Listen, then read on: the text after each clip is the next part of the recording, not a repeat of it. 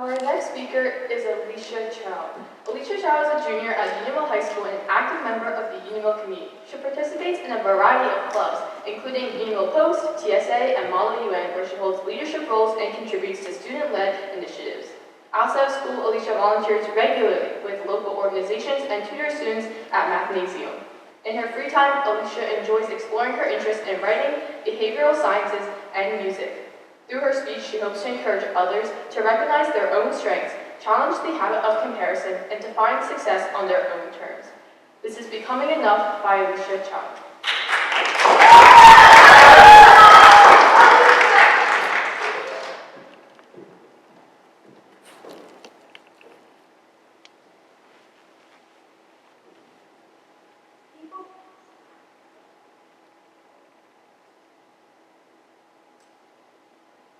People often tell me that my sister and I look the same. They see the similar heights and the long black hair, and they assume that we are twins. However, if you look closer, you'll see where we differ.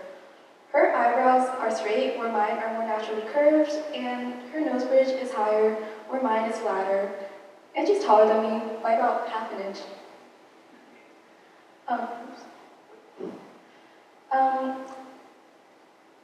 My sister is 2.5 years older than me. This gap is small enough that growing up, we shared the same clothes and the same rooms, but she hit all the critical milestones in her life before I did. When I was learning how to count on my stubby fingers, she was already learning how to add fractions. When I was learning how to multiply fractions, she was already learning how to solve algebraic equations. Now, as is common with siblings, our parents signed us up for the same activities. After all, one trip to the ballet studio is more convenient than one trip to the ballet studio and one trip to the soccer field. So naturally, we followed the same path, step by step. My sister is a model overachiever. She was the type to finish all of her homework right after school and practice violin meticulously for hours every single night. On the other hand, I procrastinated a lot. In fact, I finished this presentation this morning. And I could never get things done, and I would take 30-minute breaks while practicing violin to finish reading Percy Jackson. And gradually, I began to wonder what was wrong with me. As siblings, we share 50% of the same DNA. The other 50% comes from unique genetic combinations that make us uniquely different. However, I didn't feel unique. I felt like a lower performing copy of an original. Psychology has a name for this feeling. It is called social comparison theory. The term, coined by Leon Festinger, describes how we determine our self-worth based on the people around us. And this is especially common among siblings, as they're the closest people to us. And sibling rivalries are pretty infamous after all. However, my dynamic with my sister was not quite like that. Instead, I simply admired her from afar, and this concept of comparing yourself to someone that you admire is known as upward social comparison. And upward social comparison can be motivating. After all, it sets a tangible goal for us to work towards. However, when it is constant, it can make us feel small and inadequate. Parents play a big role in comparison. I'm sure every child is sick of hearing, "How did your classmate do on this test?" Or, "When your cousin was your age, they already did this." And parents often mean well when they say these things. After all, it can be a way to encourage growth and push their children to take opportunities that they otherwise wouldn't.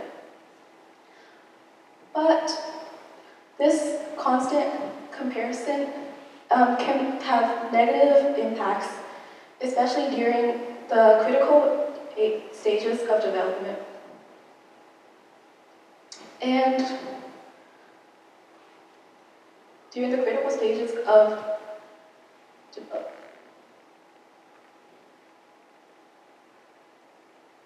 During the critical developmental stages, instead, psychology suggests that we focus on positive reinforcement. When a child makes a mistake, instead of putting them down, a parent can say, I can see how hard you worked, or you'll do better next time. And this way, it shifts the focus from comparison to personal growth. And it teaches the children that their self-worth, that their value comes from their personal efforts and persistence. By the time I reached high school, I realized that I had a choice. I could follow the same path that my sister had taken, or I could find my own. So I decided to find my own. I signed up for classes that she hadn't taken, I joined clubs that she wasn't involved in, and I joined tennis rather than join cheerleading where she was captain. And the real turning point in my life came when my sister went off to college. For the first time in my life as a younger child, I had to learn the meaning of independence.